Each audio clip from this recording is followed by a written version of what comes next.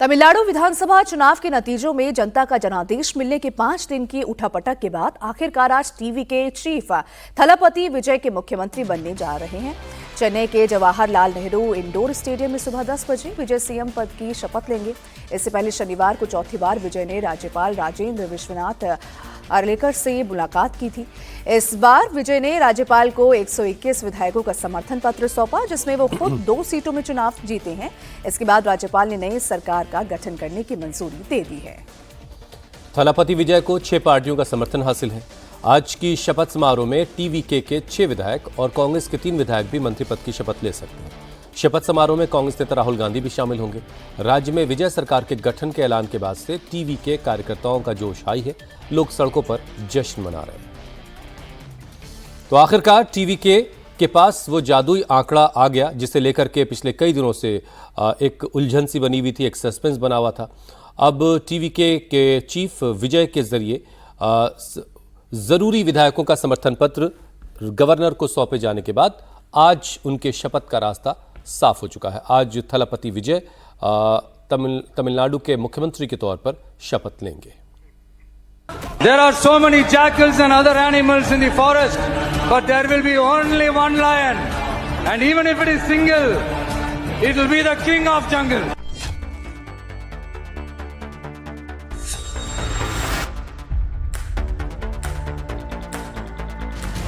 तमिलनाडु में आज से विजय सरकार। This is the party starts before 2 years before. Now sitting in CM posting. No one can destroy us. Don't underestimate anyone, because no one can rule others. This is the party. This is the Tamil Nadu. Tamil Nadu is not for DMK and ADMK. This is the people's state. People who recommended the party, they only win. This. Thalapathy के हाथ, तमिलनाडु की कमान। For this one word, we are waiting for from May 4th itself. It touched our heartfelt moment. Yeah, we are very much happy. 6 पार्टियों के साथ बन गई थलापति की सरकार। So happy because BCK and CPI are agreeing our Thalapati Vijay because he will do all the things in the correct way. So that only they are supporting to our Thalapati Vijay. Tamil Nadu में आज से विजय सरकार का आगाज हो रहा है। TV के चीफ सी जोसेफ विजय आज सुबह 10 बजे चेन्नई के जवाहरलाल नेहरू इंडोर स्टेडियम में तमिलनाडु के 9वें मुख्यमंत्री पद की शपथ लेंगे। We are very happy and the cadres are very happy. Each and every corner of Tamil Nadu we are celebrating. People are celebrating. Not only cadres, people inside house, normal people, the voice of commons, everyone are very happy. So we believe that Vijayana is the people's voice. So each and everyone inside the home also celebrating. Yeah. First of all, we think that Vijayana's main focus will be on women empowerment and the dignity of the women inside Tamil Nadu.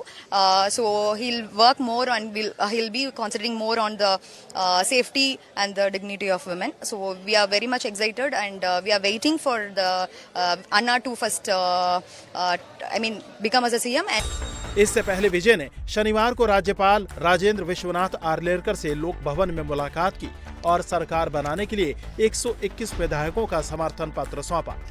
बहुमत साबित करने के लिए 118 विधायकों की जरूरत थी। इनमें टीवीके के 108, कांग्रेस के 5, सीपीआई और सीपीआई-एम के 2 विधायक हैं। इनके अलावा वीसीके और आईयूएमएल ने टीवीके को अपने 2 विधायकों का समर्थन दिया है। विधायकों का समर्थन पत्र देखने के बाद राज्यपाल राजेंद्र विश्वनाथ आर्लेकर ने उन्हें सरकार बनाने का न्योता दे दिया। राज्यपाल से न्योता मिलते ही विजय के समर्थकों ने जश्न मनाना शुरू कर दिया। जश्न सिर्फ समर्थकों में ही नहीं, विजय के परिवार में भी है, और हो भी क्यों नहीं। पर्दे पर हीरोगिरी करने वाले विजय अब रियल लाइफ में भी नायक की भूमिका में हैं। I'm happy. I'm so happy. And whatever I am doing only for my son. Really, Tamil people have succeeded. And how do you through Vijay, they will do everything for the Tamilians. Thalapathy विजय की मुख्यमंत्री बनने की राह इतनी आसान भी नहीं रही है। 4 मई को नतीजे आने के बाद से 9 मई तक तमिलनाडु में हाई वोल्टेज सियासी ड्रामा देखने को मिला। थलापति 6 मई को कांग्रेस के 5 विधायकों के समर्थन के साथ राज्यपाल से मिले, लेकिन बहुमत में 5 विधायक कम होने पर राज्यपाल ने वापस लौटा दिया। 7 मई को लेफ्ट पार्टियों के 4 विधायकों के समर्थन के साथ विजय ने राज्यपाल से दूसरी बार मुलाकात की। राज्यपाल ने फिर 118 विधायकों का समर्थन दिखाने को कहा। विजय थोड़ा समय मांगकर वापस लौट आए। 8 मई को विजय की पार्टी टीवीके ने वीसीके से समर्थन मिलने का दावा किया। शाम को विजय लगातार तीसरे दिन गवर्नर के पास पहुंचे, लेकिन देर रात तक वीसीके ने समर्थन देने की पुष्टि नहीं की, जिससे मामला फिर फंस गया। 9 मई को आईयूएमएल और वीसीके ने टीवीके को समर्थन दे दिया, जिसके बाद थलापति विजय के सीएम बनने का रास्ता साफ हो गया। After this, today morning, I have consulted with our party general secretaries, Sindhani Chelvan and Ravi Kumar. After a long discussions, we have decided, like CPI and CPM, only for forming the government, no other commitments. We extended our support without any participation in the ministry, any other terms and conditions. Unconditionally, we have to support to Mr. Vijay to form his government. So, we have given supporting letter to TVK to attain the magic number 118. राज्यपाल ने विजय को मुख्यमंत्री नियुक्त करते हुए 13 मई 2026 तक विधानसभा में विश्वास मत हासिल करने का निर्देश दिया है। आज होने वाले शपथ समारोह में टीवी के चीफ सी जोसेफ विजय के अलावा 9 और विधायक मंत्री पद की शपथ ले सकते हैं। इनमें टीवी के से 6 विधायक ए सेंगोटयान, अधब अर्जुना, बुस्सी आनंद, अरुण राज, निर्मल कुमार, राजमोहन मंत्री पद की शपथ ले सकते हैं। इनके अलावा कांग्रेस के कोटे से भी 3 विधायकों को मंत्री बनाया जा सकता है। तमिलनाडु में डीएमके से गठबंधन तोड़ने के बाद कांग्रेस नेता राहुल गांधी थलापति विजय के शपथ समारोह में शामिल होंगे। थलापति ने बहुमत का मैजिक नंबर भले ही जुटा लिया है, लेकिन तमिलनाडु में सरकार चलाना उनके लिए इतना आसान नहीं होने वाला है, क्योंकि जो लोग उनके साथ जुड़े हैं वो सभी डीएमके के साथ रहे हैं। यानी थलापति की सरकार की एक चाबी हमेशा स्टालिन के पास रहेगी। वो कभी भी इसे घुमाकर थलापति की मुसीबत बढ़ा सकते हैं।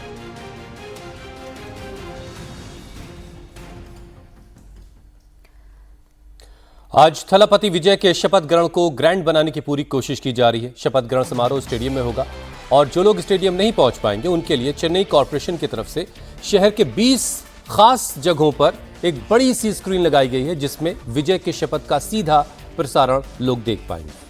ये स्क्रीन मरीना बीच, बेसन नगर बीच, अन्ना नगर टावर चौक, सेंट्रल, सिमोजी, पोंगा और काथीपारा जंक्शन जैसे लोकेशंस पर लगाई जाएंगे।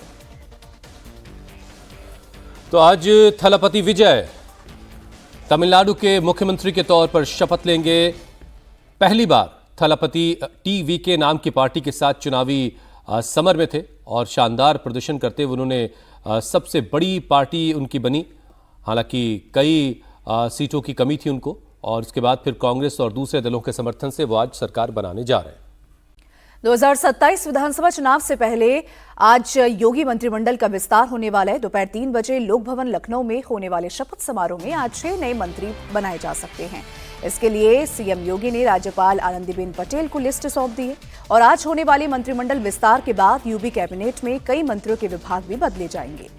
हालांकि सूत्रों के मुताबिक आज जिन नए विधायकों को मंत्री बनाया जा सकता है उनमें पूर्व बीजेपी प्रदेश अध्यक्ष और एमएलसी भूपेंद्र चौधरी, रायबरेली के विधायक मनोज पांडे, फतेहपुर के एमएलए कृष्णा पासवान और खैर के विधायक सुरेंद्र लेथ, वाराणसी में बीजेपी के जिलाध्यक्ष और एमएलसी हंसराज विश्वकर्मा और महमूदाबाद की बीजेपी एमएलए आशा मौर्य का नाम शामिल है। इनके अलावा एसपी के बागी विधायक पूजा पाल के नाम की भी चर्चा है। योगी कैबिनेट की स्ट्रेंथ अभी 54 मंत्रियों की है आज योगी कैबिनेट में 6 मंत्रियों की एंट्री होने के बाद अब सरकार में कुल 60 मंत्री हो जाएंगे। बंगाल विधानसभा में प्रचंड जीत का परचम लहराने के बाद अब बीजेपी का फोकस देश के सबसे बड़े राज्य उत्तर प्रदेश पर है। 2027 में होने वाले विधानसभा चुनाव से पहले समीकरण साधे जा रहे हैं। पार्टी के मददगारों को रिटर्न गिफ्ट की तैयारी है, तो वहीं संगठन के समर्पित लोगों को भी सरकार में लाने की तैयारी है। यही वजह है कि विधानसभा चुनाव से पहले आज योगी कैबिनेट में 6 नए चेहरों की एंट्री होने जा रही है। मंत्रिमंडल विस्तार से पहले शनिवार शाम सीएम योगी ने राज्यपाल को विधायकों की लिस्ट सौंप दी। आज दोपहर 3 बजे लोक भवन में टीम योगी के 6 नए मंत्रियों को शपथ दिलाई जाएगी। आज जिन 6 लोगों को मंत्री बनाए जाने की चर्चा है, उनमें पूर्व बीजेपी प्रदेश अध्यक्ष और एमएलसी भूपेंद्र चौधरी, रायबरेली के विधायक मनोज पांडे, फतेहपुर के एमएलए कृष्णा पासवान, खैर के विधायक सुरेंद्र दिलेर, वाराणसी में बीजेपी के जिलाध्यक्ष और एमएलसी हंसराज विश्वकर्मा और महमूदाबाद की बीजेपी एमएलए आशा मौर्य का नाम शामिल है। इनके अलावा एसपी की बागी विधायक पूजा पाल के नाम की भी चर्चा है। योगी कैबिनेट की स्ट्रेंथ अभी 54 मंत्रियों की है। आज योगी कैबिनेट में 6 नए मंत्रियों की एंट्री के बाद यूपी सरकार में 60 मंत्री हो जाएंगे, जो कि विधायकों की संख्या के हिसाब से यूपी सरकार का फुल स्ट्रेंथ है। यूपी विधानसभा में विधायकों की संख्या 403 है। इस हिसाब से सरकार में 60 मंत्री हो सकते हैं। 2024 में हुए लोकसभा चुनाव के बाद यूपी में कैबिनेट मंत्री जितिन प्रसाद और राज्य मंत्री रहे अनूप प्रधान वाल्मीकि सांसद बन गए। ऐसे में 2024 से इन दोनों मंत्रियों की जगह खाली है। यूपी सरकार में सीएम योगी और 2 उप मुख्यमंत्री समेत अभी मंत्रिमंडल में 54 सदस्य ही हैं। इनमें 21 कैबिनेट, 14 स्वतंत्र प्रभार और 19 राज्य मंत्री हैं। इस तरह योगी मंत्रिमंडल में अभी 6 और मंत्री बनाए जा सकते हैं और आज के मंत्रिमंडल विस्तार के बाद यूपी सरकार का कोरम पूरा हो जाएगा। सूत्रों के मुताबिक पहले पार्टी आलाकमान कुछ मंत्रियों को हटाने पर विचार कर रहा था, लेकिन अब केवल 6 नए विधायकों के मंत्रिमंडल में एंट्री की ही चर्चा है। इन 6 लोगों के मंत्रिमंडल में शामिल होने के बाद कुछ मंत्रियों के विभाग में फेरबदल भी हो सकता है। इधर यूपी कैबिनेट में विस्तार को लेकर एसपी चीफ अखिलेश यादव ने तंज कसा है। अखिलेश ने एक्स पोस्ट पर लिखा, दिल्ली से पर्ची आ गई क्या? सुना है यूपी में कैबिनेट का विस्तार हो रहा है, या यूं कहें कि मुख्यमंत्री जी की शक्ति का कटाव छटाव हो रहा है। जिनका मंत्रिमंडल है उनसे भी तो कोई पूछ ले। हमारी मांग है कि यूपी में मंत्रिमंडल विस्तार में महिलाओं को आरक्षण दिया जाए। वैसे ये सवाल भी कुलबुला रहा है। अगल बगल की जोड़ी का कुछ हला भला होगा या फिर वो अगले बगले ही झांकते रह जाएंगे या सिर्फ रील बनाता। अखिलेश के इस तंज पर जब प्रदेश बीजेपी अध्यक्ष पंकज चौधरी से सवाल किया गया तो उन्होंने कहा कि इसका जवाब तो अखिलेश ही दे सकते हैं कि पर्चा कहां से आई है। मंत्रिमंडल को लेकर, विस्तार को लेकर के जो सवाल खड़े कर रहे हैं, मैं कह रहा हूं फिर कि अगर उन्होंने तंज किया है, कौन सी पर्ची आई है, उनको ही पता होगा, जब उनसे बात करो। योगी आदित्यनाथ 2022 में दूसरी बार मुख्यमंत्री बने थे और मार्च 2024 में पहला मंत्रिमंडल विस्तार हुआ था। अब 2027 में यूपी में विधानसभा चुनाव है। ऐसे में माना जा रहा है कि आज दोपहर 3 बजे होने वाले मंत्रिमंडल विस्तार में पार्टी क्षेत्रीय और जातीय समीकरणों का खास ध्यान रखेगी। आज योगी कैबिनेट में 6 नए मंत्रियों की एंट्री के बाद यूपी सरकार में कुल 60 मंत्री हो जाएंगे, जो कि विधायकों की संख्या के हिसाब से यूपी सरकार की फुल स्ट्रेंथ होगी। उत्तर प्रदेश विधानसभा में विधायकों की संख्या 403 है। इस हिसाब से सरकार में 60 मंत्री हो सकते हैं। 2024 में हुए लोकसभा चुनाव के बाद यूपी में कैबिनेट मंत्री जितिन प्रसाद और राज्य मंत्री रहे अनूप प्रधान वाल्मीकि सांसद बन गए। ऐसे में 2024 से इन दोनों मंत्रियों की जगह खाली थी, जो अब पूरी होने वाली है।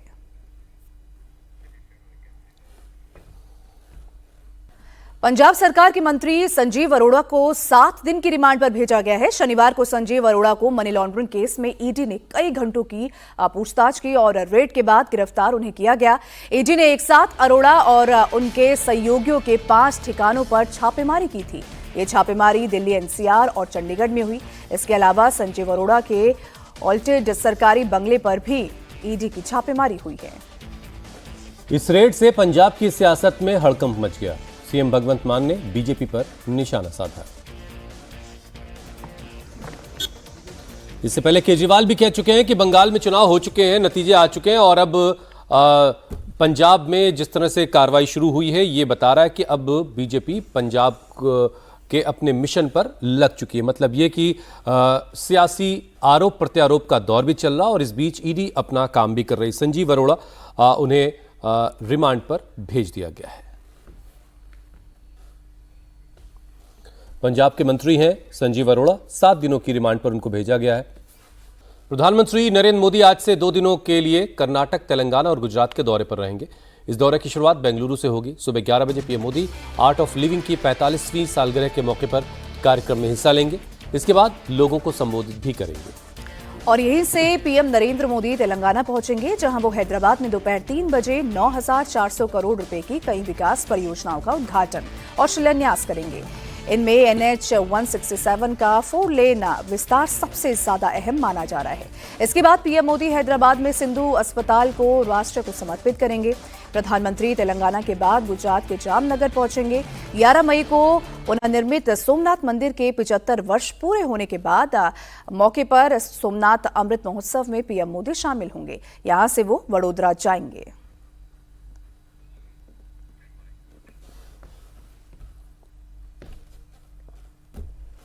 पीएम मोदी कल सोमनाथ मंदिर के पुनर्निर्मित मंदिर की प्राण प्रतिष्ठा के 75 साल पूरे होने के मौके पर आयोजित अमृत महोत्सव में शामिल होंगे।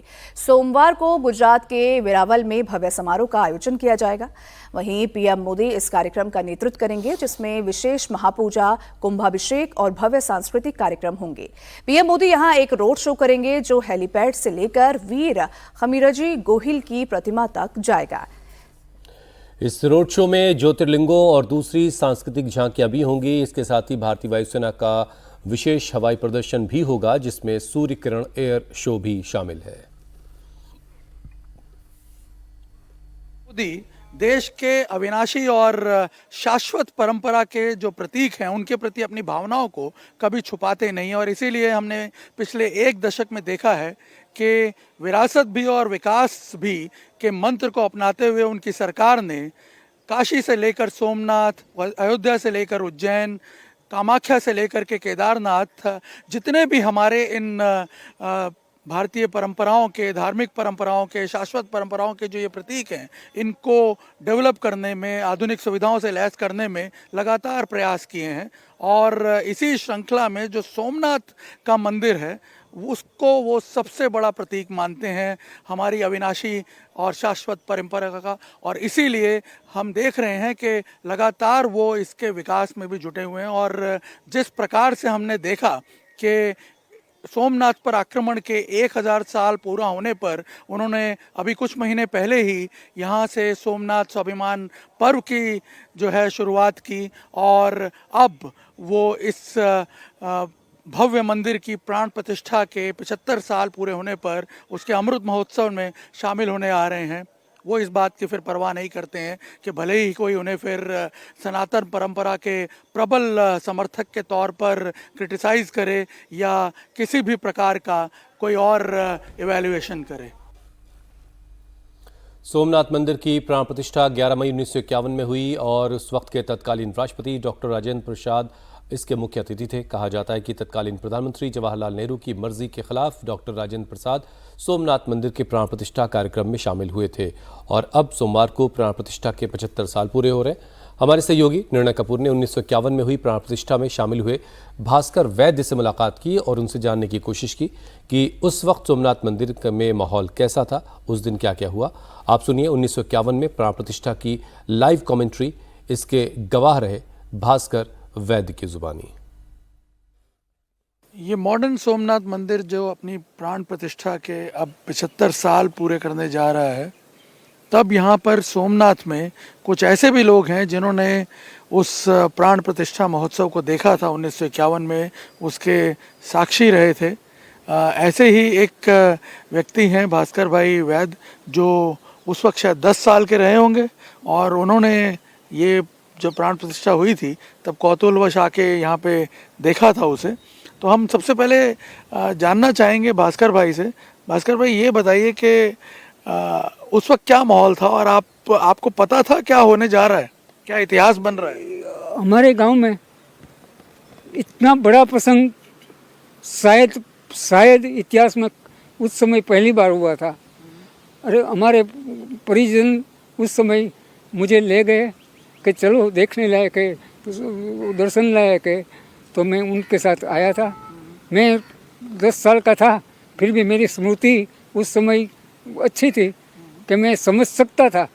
मैं भले लिख सकता नहीं था कि मैं कोई इतिहास में रुचि नहीं रखता, पर मैंने उस अपनी आंखों से देखा था कि उस समय भारत के तत्कालीन राष्ट्रपति डॉक्टर राजेंद्र प्रसाद बाबू ने वो अपनी धर्मपत्नी के साथ सोमनाथ की प्राण प्रतिष्ठा करने आए थे। उस दिन 11/5/1951 थी। उस दिन का समय, प्राण प्रतिष्ठा का समय 9:46 था और शुक्रवार था। कहा जाता है कि समय और वार से 1000 वर्ष पहले जब मोहम्मद गिजनी ने आक्रमण किया था, उसी दिन भी उस वार ने उस समय था प्राण प्रतिष्ठा, उसी ही समय भारत का स्वाभिमान लहराया गया। उस कैसा माहौल कैसा था उस वक्त? आपने क्या देखा, क्या था वहाँ? माहौल ऐसा था, इतना बड़ा माहौल था कि दुनिया आज आज़ादी मिली और दूसरी आज़ादी मिली, ऐसा माहौल हर चेहरे के में हर्ष था। सिर्फ एक मंदिर का प्रतिष्ठा समारोह नहीं था। मंदिर का प्रतिष्ठा समारोह तो हर गांव होता है, होते ही रहेगा, पर एक राष्ट्र की अस्मिता का और राष्ट्र की पुनः निर्माण का ये प्रश्न था, इसलिए इसका बड़ा माहौल था। समुद्र में चारों ओर मछुआरे अपनी बोटों के लेकर उसमें खड़े थे और उसने जय सोमनाथ अर्धचंद्राकार हजारों मछुआरे लोग अपने दूर से समुद्र है जो चारों तरफ ने उस सोमनाथ के निकट, समुद्र निकट ही सोमनाथ मंदिर आया है, जिससे ये प्रॉपर अरेंजमेंट उसने भाव से की थी।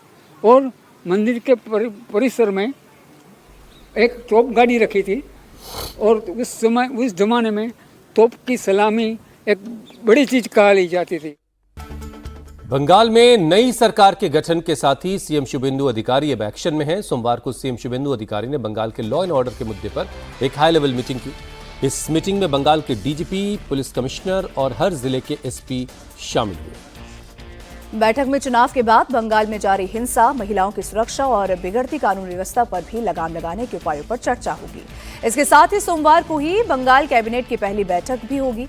इस बैठक में सरकार कई बड़े फैसले ले सकती है। तो वहीं शनिवार को शपथ के बाद सीएम शुभेंदु अधिकारी ने मुख्य सचिव दुष्यंत नरियाला, गृह सचिव संमित्रा घोष और डीजीपी सिद्धनाथ गुप्ता के साथ बैठक की, जिसमें बंगाल के ताजा हालात पर भी चर्चा की गई।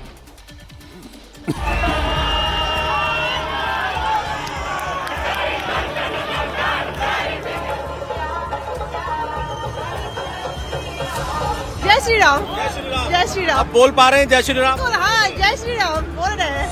जय श्री राम, जय श्री राम, जय श्री राम, जय श्री राम, जय श्री राम। हिंदू बचाओ, देश बचाओ।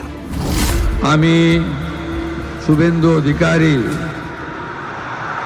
ঈশ্বরের নামে শপথ করিতেছি যে বিধি দ্বারা স্থাপিত ভারতের সংবিধানের প্রতি আমি অকৃত্রিম নিষ্ঠা ও আনুগত্য পোষণ করিব।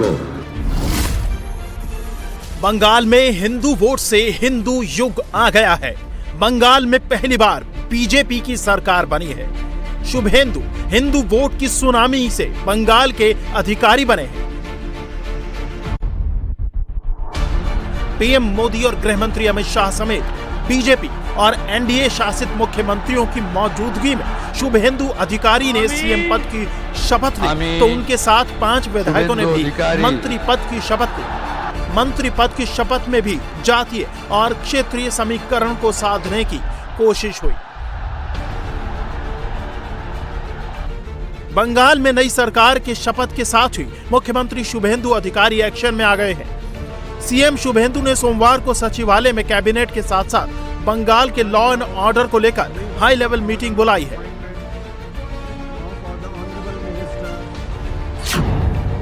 बैठक में बंगाल के डीजीपी, पुलिस कमिश्नर और हर जिले के एसपी शामिल होंगे। इस बैठक में चुनाव के बाद बंगाल में जारी हिंसा, महिलाओं की सुरक्षा और बिगड़ती कानून व्यवस्था पर लगाम लगाने के लिए उपायों पर चर्चा होगी। सोमवार माननीय मुख्यमंत्री जी बुलाए हैं, तो नवान्न जाते जाते भी डर लगेगा कि अभी फिर लाठी ना मारे पुलिस आके, अभी भी बैरिकेड ना बना के रखे, अभी भी सिंक नहीं हो रहा है। अभी कभी कभी हम ये कर रहे कि ये तो ये हुआ, तो ये सचमुच हुआ है, ये कोई सपना तो नहीं है। रॉयटर्स से सरकार चलाने की बात हो रही थी, आप कह रहे हो कि पहली कैबिनेट बैठक नवन्ना में होगी। देखिए, ऐसा ही आज सुनने में आया है, क्योंकि राइटर्स अभी तक रेडी नहीं हुआ है, क्योंकि ममता तो कुछ किए नहीं है राइटर्स को रेनोवेशन में, तो अभी भी 6 महीना शायद 1 साल का काम बाकी है। तो तब तक हम लोग नवान्न जाएंगे। नवान्न तो ममता बनर्जी का कोई पैतृक संपत्ति नहीं है, वो तो हम लोग का टैक्स पेयर का पैसा से ही हुआ है, तो वो हमारे ऑफिस होंगे। इससे पहले शनिवार को ही मुख्यमंत्री पद की शपथ लेने के बाद शुभेंदु अधिकारी ने बड़े अफसरों के साथ एक हाई लेवल मीटिंग की। बैठक में मुख्य सचिव दुष्यंत नारियाला, गृह सचिव संघमित्रा घोष और डीजीपी सिद्धनाथ गुप्ता शामिल हुए। सूत्रों की माने तो बंगाल में प्रशासनिक स्तर पर बड़े फेरबदल की तैयारी है, जिसके बाद पूरे बंगाल में चल रहे सिंडिकेट में हड़कंप मच गया है। उन अफसरों में ज्यादा टेंशन है जो कभी ममता बनर्जी के करीबी रहे हैं। पश्चिम बंगाल में सरकार बदलने के साथ ही विधानसभा में पूर्व मुख्यमंत्री ममता बनर्जी द्वारा पिछले 15 वर्षों से इस्तेमाल में की जा रही कुर्सी को हटा दिया गया है। ये कुर्सी अब विपक्ष के नेता के कक्ष में रख दी गई है। मुख्यमंत्री शुभेंदु अधिकारी पुरानी कुर्सी का इस्तेमाल नहीं करेंगे, बल्कि उनके लिए मुख्यमंत्री कमरे के लिए एक अलग सीट की व्यवस्था की गई है। इस बीच पश्चिम बंगाल विधानसभा चुनाव में हार के बाद ममता बनर्जी ने सोशल मीडिया प्रोफाइल में बड़ा बदलाव किया है। उन्होंने अपने बायो में अभी तक पूर्व सीएम नहीं लिखा है, बल्कि लिखने से परहेज किया है और अपनी पहचान को बदलकर 15वीं, 16वीं और 17वीं विधानसभा की मुख्यमंत्री और फाउंडर चेयरपर्सन अखिल भारतीय तृणमूल कांग्रेस लिख दिया है। इसके साथ ही ममता बनर्जी ने बीजेपी के खिलाफ खुली लड़ाई लड़ने का ऐलान किया है, जिसमें उन्होंने सभी दलों को अपने साथ आने की अपील की है। এই সিচুয়েশনে যখন চারিদিকে সন্ত্রাসের একটা বজ্র নিঘাত চলছে, বজ্রপাত, সেখানে ভয় না পেয়ে আমি বাংলার যত রাজনৈতিক বিরোধী দল আছেন, তৃণমূল কংগ্রেসে থেকে আমি আবেদন জানাচ্ছি, তাদের সবাইকে নিয়ে আমি বলবো জোট বাঁধুন। আমরা সবাই চাই একটা যৌথ প্ল্যাটফর্ম তৈরি হোক, যে প্ল্যাটফর্মে অল পলিটিক্যাল পার্টি যারা বিজেপির এগেনস্টে, এমনকি আপনারা যদি বলেন লেফটিস্ট, আমার কোনো ইগো নেই, আমি সবাইকে নিয়েই চলতে চাই। এবং আজকে যা অবস্থা, বিজেপিকে যদি রুখতে হয়, লেফটিস্ট সবাইকে, আল্ট্রা লেফট সবাইকে, আমাদের তৃণমূল কংগ্রেস আমরা কথা দিচ্ছি, ন্যাশনাল পার্টি সবাইকে, যার যতটুকু শক্তি আছে, দিল্লিতেও যেমন আমরা লড়াই করব, তেমনি বাংলাতেও আসুন আমরা জোট বাঁধি। भवानीपुर से हारने के बाद ममता बनर्जी अब विधानसभा से भी बाहर हो गई हैं। ऐसे में ममता बनर्जी ने अपने सबसे करीबियों को विधानसभा में तैनात कर दिया है।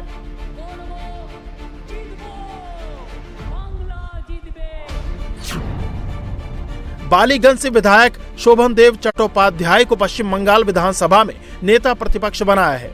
साथ ही असीमा पात्रा और नयना बंदोपाध्याय को उपनेता नियुक्त किया है, जबकि फरहाद हकीम को टीएमसी का चीफ व्हिप बनाया गया है। बंगाल में 15 सालों तक राज करने वाली टीएमसी अब विपक्ष में है। ममता बनर्जी ने एक बार फिर केंद्र की सत्ताधारी बीजेपी के खिलाफ बिगुल फूंक दिया है। रविंद्रनाथ टैगोर की जयंती के मौके पर ममता बनर्जी ने हुंकार भरते हुए साफ कर दिया है कि अब बीजेपी के खिलाफ कानूनी और सियासी लड़ाई खुलकर लड़ी जाएगी। बीजेपी सरकार बनने के साथ ही पश्चिम बंगाल में सुधार का काम भी शुरू हो गया है। राज्य में कानून व्यवस्था को ठीक करना और महिलाओं में सुरक्षा का माहौल बनाना सरकार की प्राथमिकता है। इसके अलावा अगले 5 सालों में सरकार का रोड मैप है। सरकार किन किन सेक्टर पर पहले काम करेगी। बीजेपी सरकार में मंत्री बने अग्निमित्रा पॉल से खास बात की इंडिया टीवी संवाददाता पवन नारा ने। पश्चिम बंगाल में बीजेपी की सरकार बन गई है, महिला मुख्यमंत्री हटी है, लेकिन बीजेपी की सरकार की पहली महिला मंत्री हमारे साथ हैं अग्निमित्रा पॉल। मैम, हमने आपको सड़कों पर संघर्ष करते हुए देखा है। मुझे तस्वीर याद है, लाल साड़ी, आंखें लाल।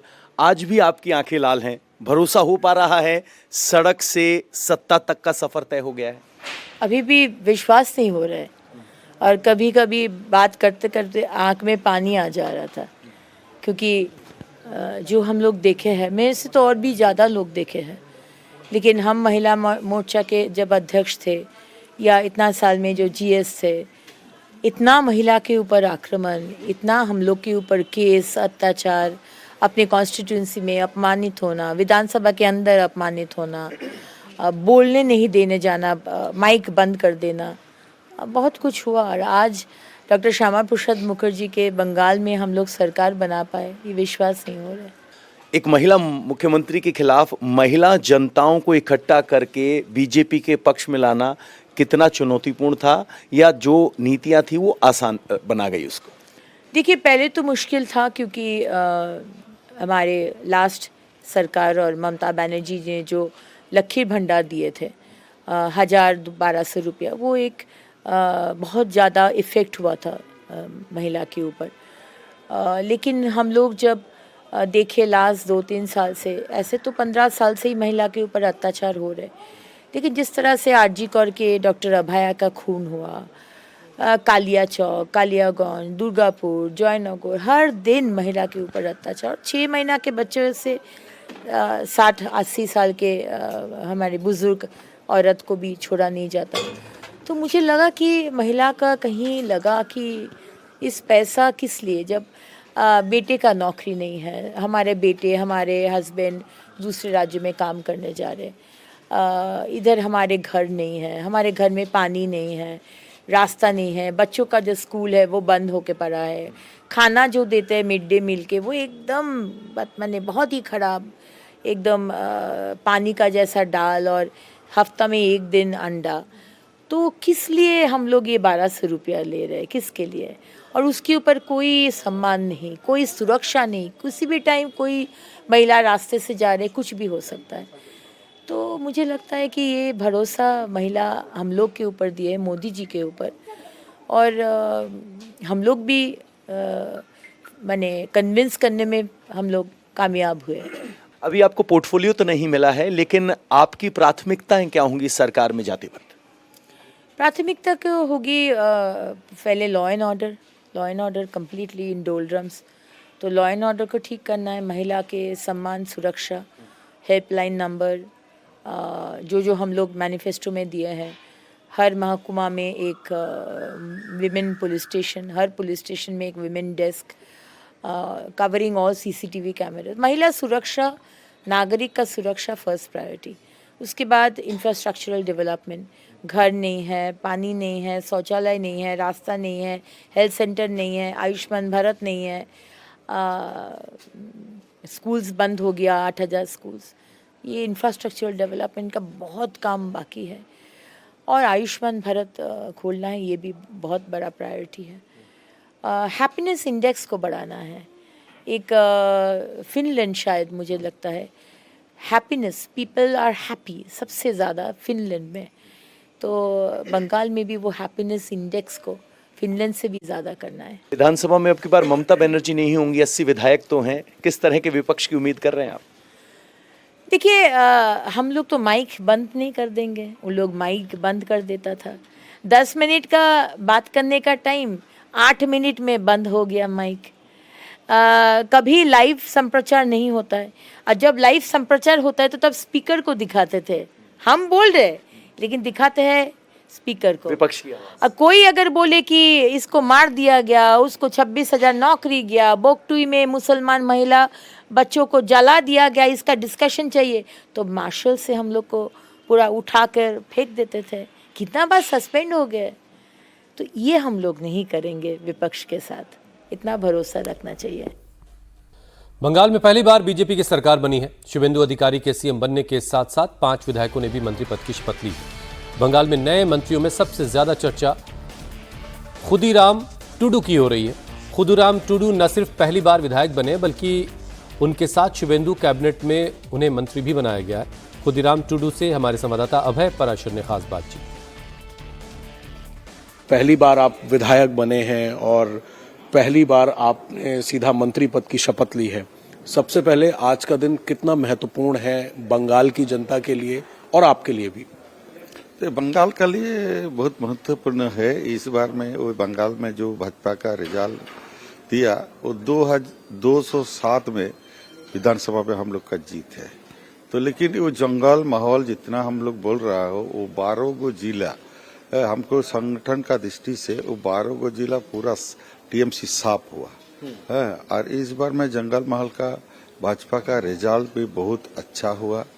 इसीलिए जनता जनार्दन भी पूरा भाजपा का ऊपर में भरोसा रखा है। इसीलिए इस बार में सफल आना है। टीएमसी की जो उम्मीदवार थी तनुश्री, उनको आपने अच्छी वोटों से जो है वो मात दी है। टीएमसी का जो है पूरा टीएमसी जो 15 साल तक जो सरकार बंगाल में था वो पूरा जंगल में क्या टीएमसी पूरा घोटाला किया, भ्रष्टाचार किया, महिला पर को बहुत रेप हुआ। वो लोग सभी को कोई विचार नहीं मिला है। इसी कारण के उन्होंने अन डेवलपमेंट वो जो प्रदेश का जो डेवलपमेंट हुआ चाहती वो पूरा स्वास्थ्य का पूरा सिस्टम भी टूटा गया। शिक्षा की बहुत पूरा शिक्षा जो हम लोग का बंगाल में जो एसएससी सिस्टम था बहुत अच्छा सिस्टम है, उस सिस्टम का पूरा बर्बाद करवा दिया। पूरा बेकार युवा जितना हो पूरा उनको लाइफ में पूरा बर्बाद कर। इसीलिए 2-3 को कारण इसीलिए वो लोग पूरा भाजपा का डबल इंजन सरकार बंगाल में वो लोग आ गया। जब बीजेपी ने जीत हासिल की इतने भारी मतों से, उसके बाद भी बंगाल के अंदर दिखा कि शुभेंदु अधिकारी के जो पीए हैं उनकी हत्या कर दी गई। कई जगह बमबाजी हुई, हावड़ा में बमबाजी हुई, टीएमसी कार्यकर्ताओं के ऊपर आरोप लगे। तो कानून व्यवस्था को लेकर किस तरीके से आप लोगों की सरकार काम करेगी? और शुभेंदु अधिकारी अब मुख्यमंत्री हैं, क्या आप लोगों की बातचीत हुई है शपथ के बाद भी, शपथ से पहले भी, कि अब किस तरीके से बंगाल को आगे लेकर जाना है? बंगाल को आगे लेकर के जाने के लिए वो टीएम हम लोग का सीएम शुभेंदु अधिकारी जी को साथ बात हुई है। जो सिस्टम जो प्रशासन अर्थात जो पुलिस का सिस्टम जो श्रृंखला जो आइन लॉ का जो ऑर्डर पूरा टूटा है, वो टूटा का आप लोग का देखिए उत्तर प्रदेश से कितना जोगी जी कितना सुंदर से उनका वहाँ पर शासन चल रहा है। इसी टाइम में ये बंगाल में वो हो जाएगा, होगा।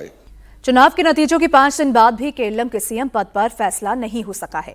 केरलम में 1 से ज्यादा सीएम पद के दावेदार और कार्यकर्ताओं के हंगामे के बीच केरल कांग्रेस के नेता दिल्ली पहुंच चुके हैं। कांग्रेस सालाकमान ने अब केरल के अगले मुख्यमंत्री को चुनने की जिम्मेदारी संभाल ली है। इसी बीच पार्टी के वरिष्ठ नेताओं वीडी सतीशन, केसी वेणुगोपाल और रमेश चेन्निथला के समर्थकों सड़कों और सोशल मीडिया पर अपने नेताओं के समर्थन में खुलकर अब वो सामने आ गए हैं।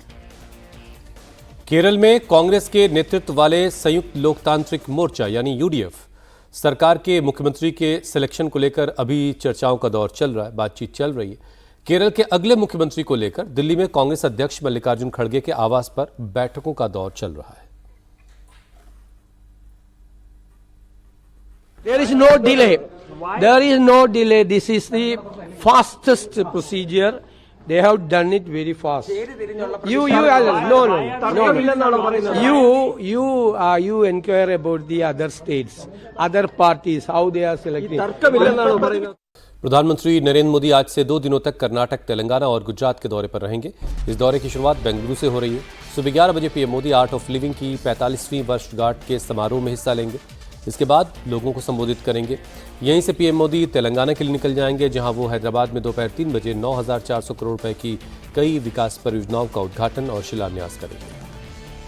और इनमें NH 167 का 4 लेन विस्तार सबसे ज्यादा अहम माना जा रहा है। इसके बाद पीएम मोदी हैदराबाद में सिंधु अस्पताल को राष्ट्र को समर्पित करेंगे। प्रधानमंत्री तेलंगाना के बाद गुजरात के जामनगर पहुंचेंगे। 11 मई को पुनर्निर्मित सोमनाथ मंदिर के 75 साल पूरे होने के मौके पर सोमनाथ अमृत महोत्सव में पीएम मोदी शामिल होंगे। यहां से वो वडोदरा जाएंगे। पीएम मोदी कल सोमनाथ मंदिर के पुनर्निर्मित मंदिर की प्राण प्रतिष्ठा के 75 साल पूरे होने के मौके पर आयोजित अमृत महोत्सव में शामिल होंगे। सोमवार को गुजरात के वेरावल में भव्य समारोह का आयोजन किया गया है। पीएम मोदी इस कार्यक्रम का नेतृत्व करेंगे, जिसमें विशेष महापूजा, कुंभाभिषेक और भव्य सांस्कृतिक कार्यक्रम होंगे। पीएम मोदी यहां एक रोड शो भी करेंगे। ये रोड शो हेलीपैड से लेकर वीर हमीर जी गोहिल की प्रतिमा तक होगा। इस रोड शो में ज्योतिर्लिंगों और दूसरी सांस्कृतिक झांकियों को भी शामिल किया जाएगा। इसके साथ ही भारतीय वायुसेना का एक खास हवाई प्रदर्शन भी होगा, जिसमें सूर्य किरण एयर शो शामिल किया गया है। सोमनाथ मंदिर की प्राण प्रतिष्ठा 11 मई 1951 में हुई थी। उस वक्त के राष्ट्रपति डॉक्टर राजेंद्र प्रसाद इसके मुख्य अतिथि थे।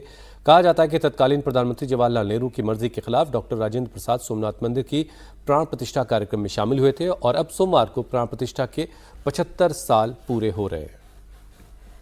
हमारे सहयोगी निर्णय कपूर ने 1951 में हुई प्राण प्रतिष्ठा में शामिल हुए भास्कर वैद्य से मुलाकात की और उनसे जानने की कोशिश की कि तब सोमनाथ मंदिर में कैसा माहौल था, उस दिन क्या क्या हुआ था। आप सुनिए 1951 में प्राण प्रतिष्ठा की लाइव कमेंट्री। इसके गवाह रहे भास्कर वैद्य की सुमारी। ये मॉडर्न सोमनाथ मंदिर जो अपनी प्राण प्रतिष्ठा के अब 75 साल पूरे करने जा रहा है, तब यहाँ पर सोमनाथ में कुछ ऐसे भी लोग हैं जिन्होंने उस प्राण प्रतिष्ठा महोत्सव को देखा था 1951 में, उसके साक्षी रहे थे। ऐसे ही एक व्यक्ति हैं भास्कर भाई वैद्य, जो उस वक्त शायद 10 साल के रहे होंगे और उन्होंने ये जो प्राण प्रतिष्ठा हुई थी तब कौतूहलवश आके यहाँ पे देखा था उसे।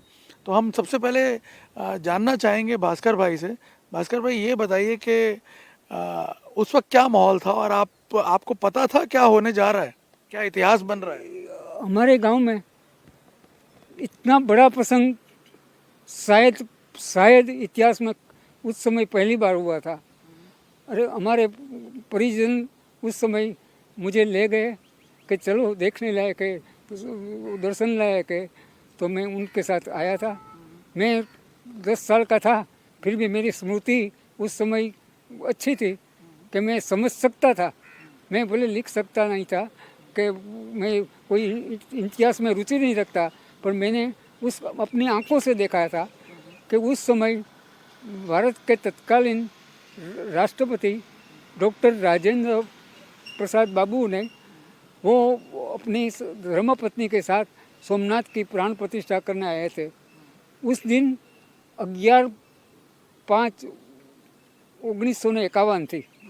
उस दिन का समय, प्राण प्रतिष्ठा का समय 9:46 था और शुक्रवार था। कहा जाता है कि समय और वार से 1000 वर्ष पहले जब मोहम्मद गिजनी ने आक्रमण किया था, उसी दिन भी उस वार ने उस समय था प्राण प्रतिष्ठा, उसी ही समय भारत का स्वाभिमान लहराया गया। उस कैसा माहौल कैसा था उस वक्त? आपने क्या देखा, क्या था वहाँ? माहौल ऐसा था, इतना बड़ा माहौल था कि दुनिया आज आज़ादी मिली और दूसरी आज़ादी मिली, ऐसा माहौल हर चेहरे के में हर्ष था। सिर्फ एक मंदिर का प्रतिष्ठा समारोह नहीं था। मंदिर का प्रतिष्ठा समारोह तो हर गांव होता है, होते ही रहेगा, पर एक राष्ट्र की अस्मिता का और राष्ट्र की पुनः निर्माण का ये प्रश्न था, इसलिए इसका बड़ा माहौल था। समुद्र में चारों ओर मछुआरे अपनी बोटों के लेकर उसमें खड़े थे और उसने जय सोमनाथ अर्धचंद्राकार हजारों मछुआरे लोग अपने दूर से समुद्र है जो चारों तरफ ने उस सोमनाथ के निकट, समुद्र निकट ही सोमनाथ मंदिर आया है, जिससे ये प्रॉपर अरेंजमेंट उसने भाव से की थी। और मंदिर के परिसर में एक तोप गाड़ी रखी थी और उस ज़माने में तोप की सलामी एक बड़ी चीज़ कहा ली जाती थी। तो उस समय में अद्यतन आयुध भी बनाया जाता था और उसमें और 101 तोपों की जब राष्ट्रपति ने गर्भगृह से बाहर निकले तो उसने जाहिर किया कि प्राण प्रतिष्ठा हो गई है। तो सबने जय सोमनाथ ललकारा और 101 तोपों की सलामी एक बाय एक गूंजती रही और आकाश गुम्मत से भरता रहा। और अब देखिए दिव्यांगजनों के लिए स्पेशल बुलेटिन।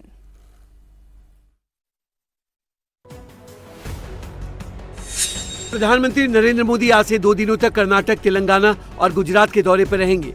इस दौरे की शुरुआत बेंगलुरु से होगी। सुबह 11 बजे PM Modi art of living की 45वीं वर्षगांठ समारोह में भाग लेंगे। इसके बाद लोगों को संबोधित करेंगे।